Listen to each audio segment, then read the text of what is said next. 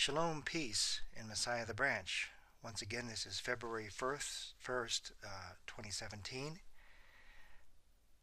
I am doing a follow-up video, a brief follow-up on the Heralds of the Morning chart study, which I presented in part 1, which is brief in itself, and dealing with the claims of Charles Pace, publishing his manuscript or his book in 1990, as he states on his website, versus when he actually published it, that as I clearly remember and as I have proven graphically from two of the copies of that I presented in part 1 visually, so you can see the title page of when he published his first version of the revelation of Jesus Christ, as he puts it,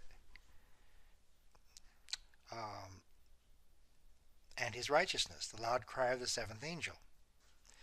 And you will have to, as I showed in the previous video, Charles Pace, in his first version that he mailed to me, shows that his copyright, which is typical of a publishing date, was April 18th, 1992. That he finished that, he was writing it just prior to that, but there is no evidence that he was writing this any time prior to winter and spring of 1992. This is what publishing dates are all about, to give you an idea when it was written. If it was written over a period of time, this title page would reflect that testimony or that reality, but it does not. He wrote this in the winter and early spring of 1992, and I do remember it very clearly at that time. So this was what the previous video was about, and as a follow-up, I want to make it very clear that we must decide which evidence proves the claim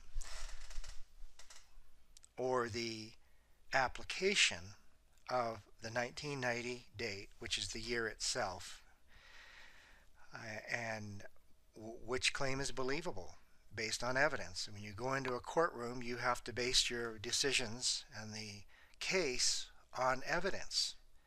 And this is my evidence I'm producing here, not for my sake, but for the sake of the truth and for the sake of those who are wondering what the truth is.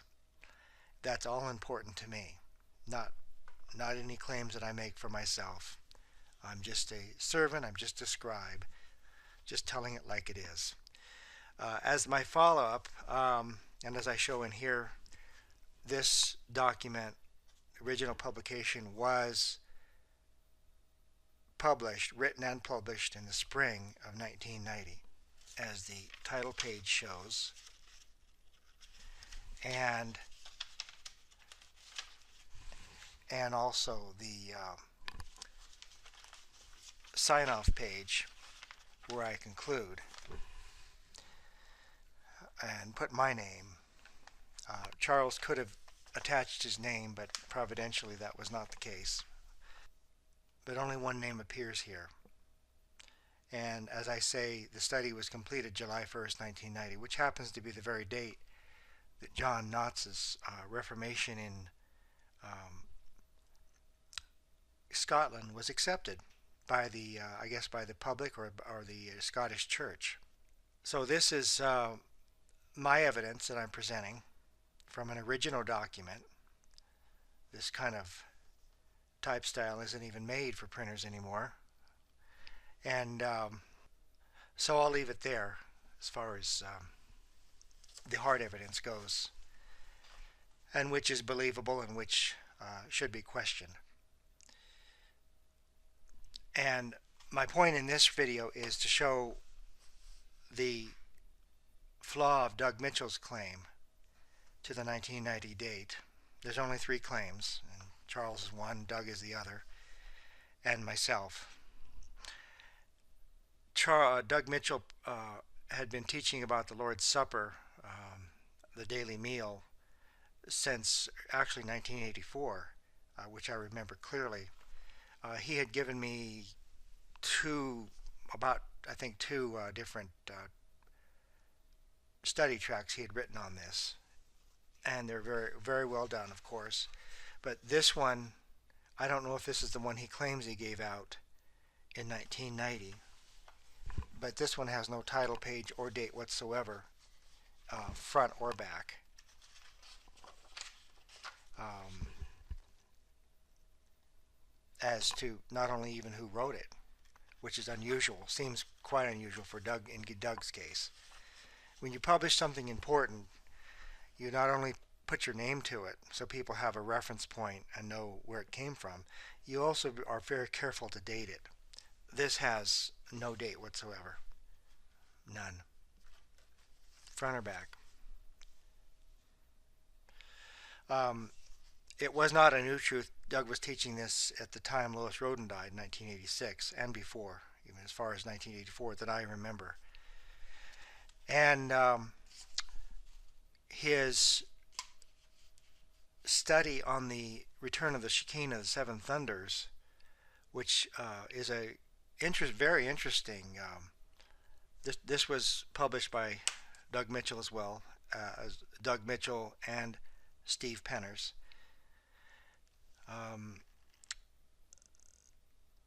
This was written in 1992, which here on his title page, this is an original manuscript. It's not even a formal published format, where Doug claims that it's quite an extensive read. He claims that the 1990 date was revealed or claimed fulfillment based on the Heralds of the Morning chart, that the fulfillment of that was in his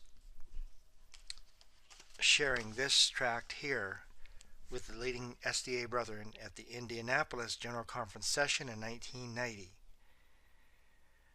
I had done, myself and Linda have done a research from the minutes of that meeting in 1990, where Doug claims that this was presented. I believe him that this was presented in 1990, but it was never accepted by the leading brethren. Just the presentation of a study does not constitute its acceptance. And there is nothing in the minutes of the 1990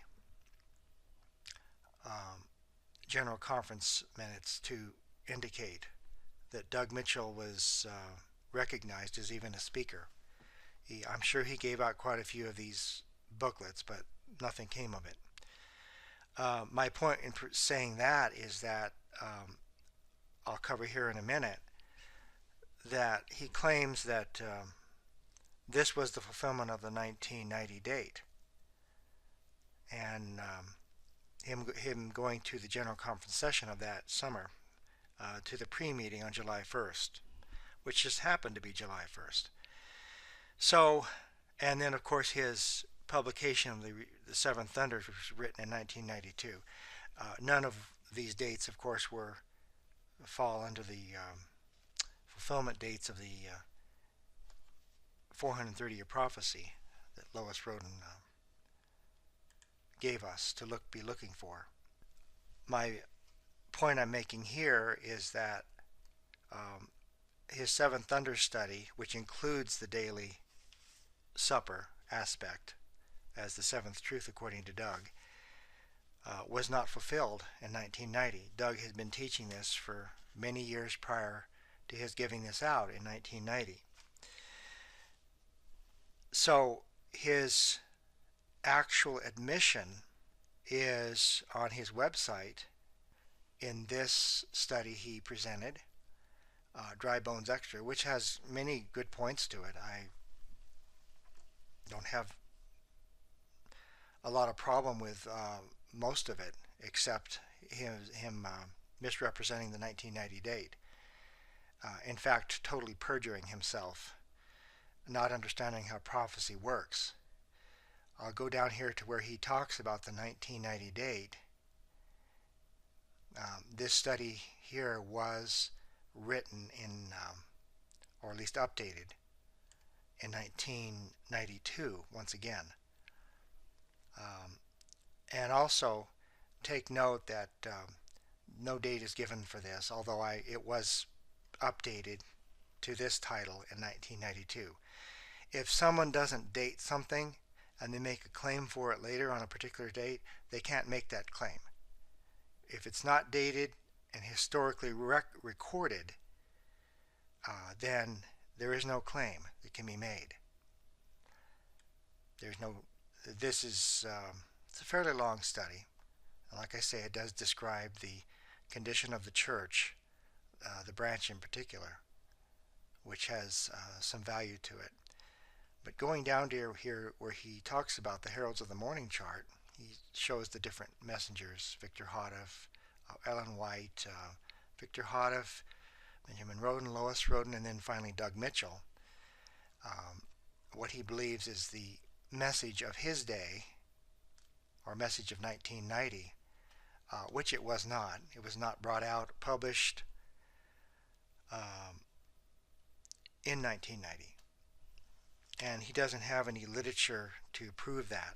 I think he did an update to it in 1991. And as I said, anything that doesn't have an actual date on it cannot be entered into evidence to validate anything, from a historical publication.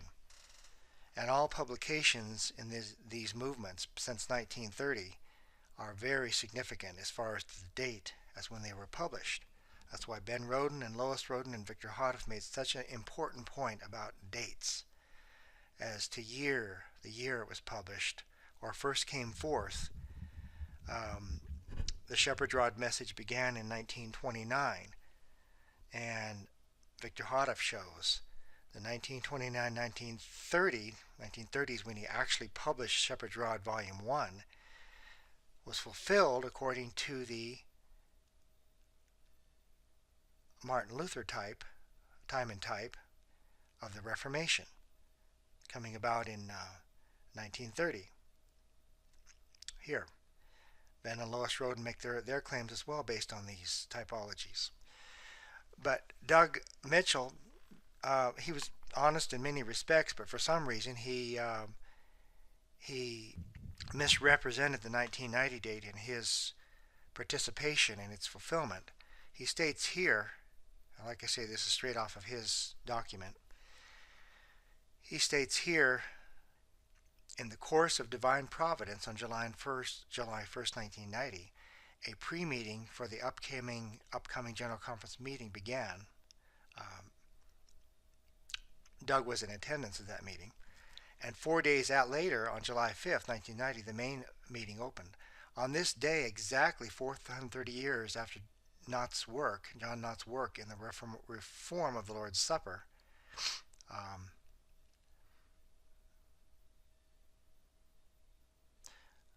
that's an addition, reform of the Lord's Supper, because I don't believe John Knott's had, at least not in the context of what Doug is trying to say here. Doug Mitchell presented to the delegates at the conference a call to return to the original meal aspect in its simple form, as did John Knott's.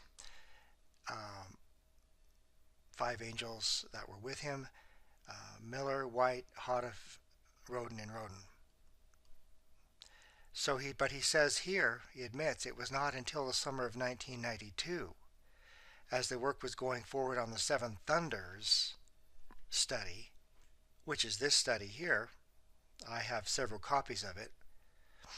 It is not currently on Doug's website, but he admits here, it was not until the summer of 1992, as the work was going forward on the Seven Thunders study, that he became aware of the actual events which transpired during Knott's Reformation, which are quoted above, and the providential coincidences, the exact dates and subject matter of the 2 Reformations.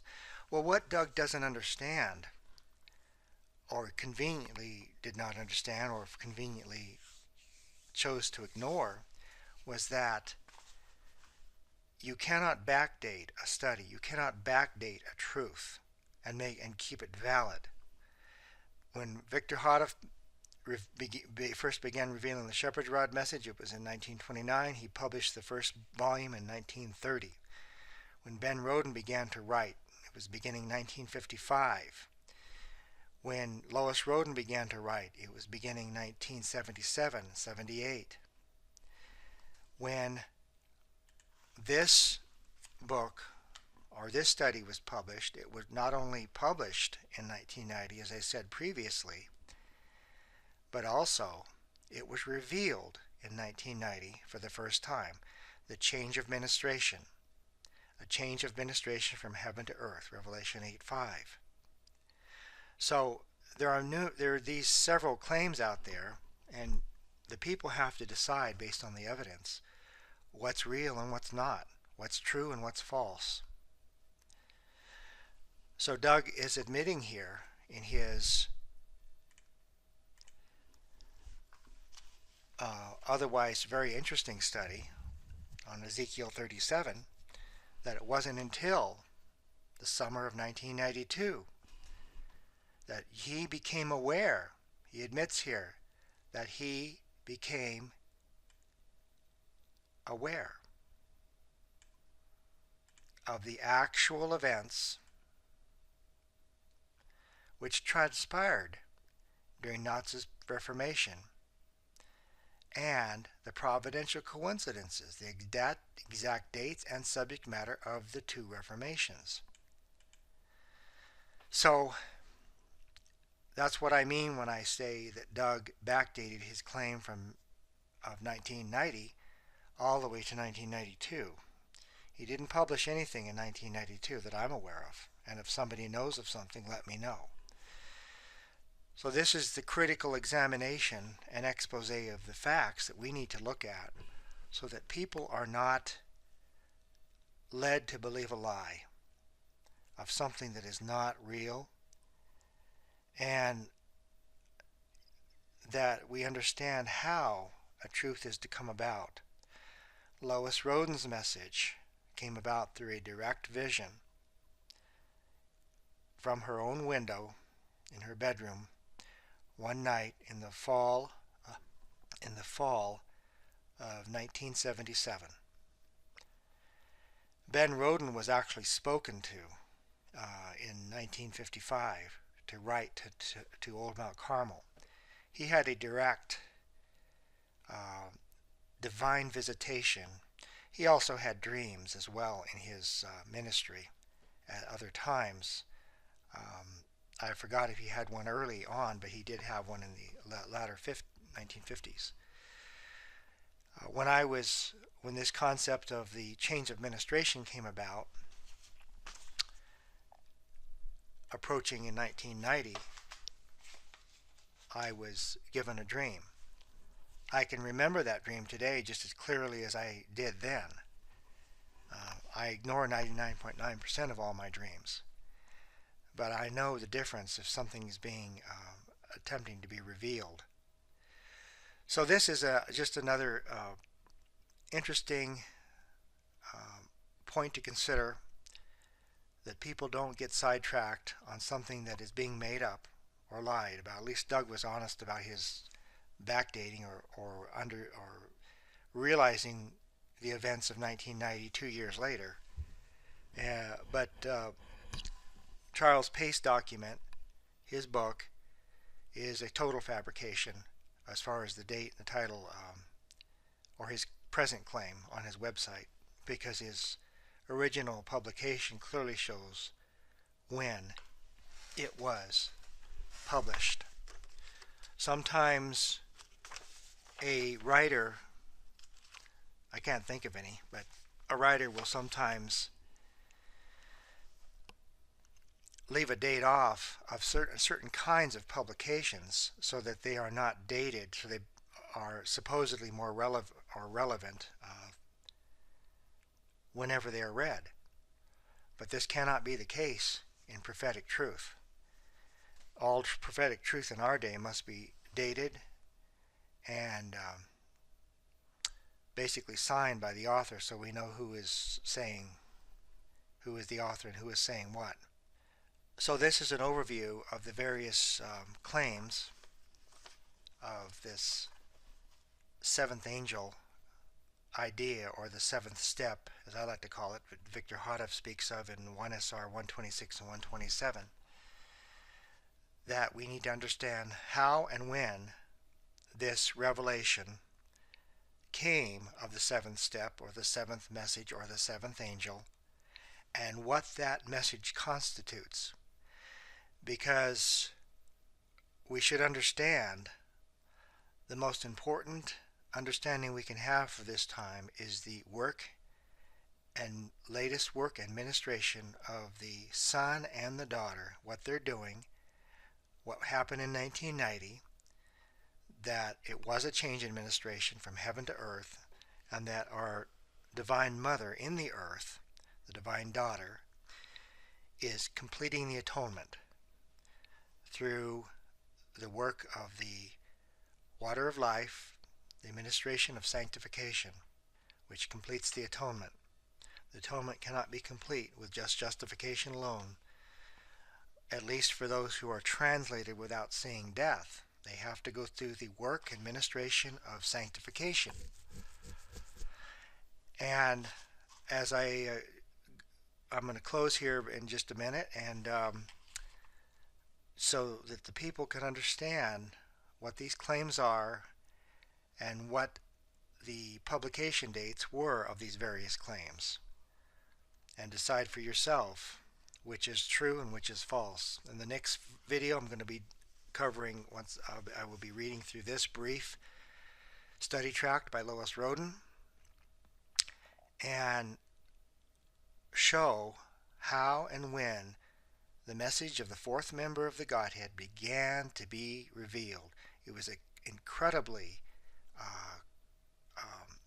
crossroads of the message, a terrible and perilous time for the messenger at that time, dealing with the incursions upon her prophetic authority. And she was always very kind and gracious about it, and no one knew quite what to think. Now I have 20/20 hindsight and understand it, I believe, fully. So next video we will begin reading in this, and it shouldn't be too long. It'll probably be about an hour to get through it. So I'll pick it up in the next video. Thank you for your attention. Shalom in the branch.